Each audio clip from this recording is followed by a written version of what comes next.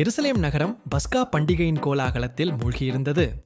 யூதேயாவின் எல்லா பகுதிகளிலிருந்தும் மக்கள் கூட்டம் கூட்டமாக வந்திருந்தார்கள். 12 வயது சிறுவனான இயேசு தன் பெற்றோராகிய மரியாளோடும் யோசேப்போடும் அந்த மாபெரும் விழாவில் கலந்து கொள்ள வந்திருந்தார். பண்டிகை நாட்கள் முடிவடைந்தன. மரியாளும் யோசேப்பும் தங்கள் உறவினர்கள் மற்றும் நண்பர்கள் அடங்கிய பயணக் கூட்டத்துடன் நகரத்தை விட்டு புறப்பட்டனர்.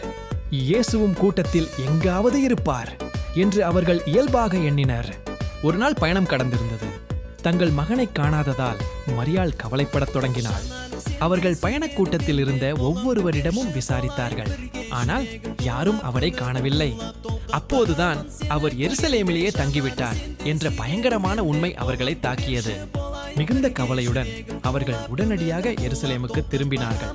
அடுத்த 3 நாட்கள் தங்கள் மகனை தேடி நகரத்தின் ஒவ்வொரு மூலையையும் சல்லடை போட்டு தேடினார்கள். 3ஆம் நாள் நம்பிக்கை இழந்த நிலையில் அவர்கள் தேவாலயத்திற்குள் நுழைந்தார்கள்.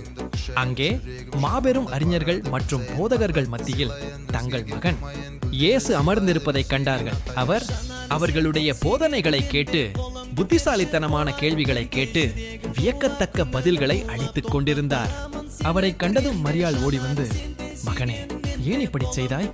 உன் தந்தையும் நானும் மிகுந்த துயரத்துடன் உன்னை தேடினோமே என்றாள். அதற்கு இயேசு அமைதியாக, நீங்கள் ஏன் என்னை தேடினீர்கள்? நான் என் பரம தந்தையின் அலுவல்களில் ஈடுபட்டிருக்க வேண்டும் என்பது உங்களுக்கு தெரியாதா என்று பதிலளித்தார். அதன் பிறகு இயேசு அவர்களுடன் நாசரேத்துக்கு திரும்பிச் சென்று தன் பெற்றோருக்கு பணிந்து நடந்தார்.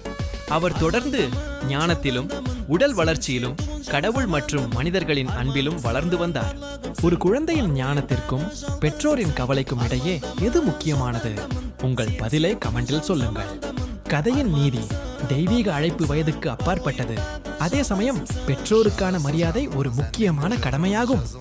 இந்த கதை உங்களுக்கு பிடித்திருக்கும் என்று நம்புகிறேன். இது போன்ற குட்டி ஸ்டோரிஸ்களை நீங்க பார்க்க விரும்பினால் எங்க சேனலை மறக்காம சப்ஸ்கிரைப் பண்ணுங்க.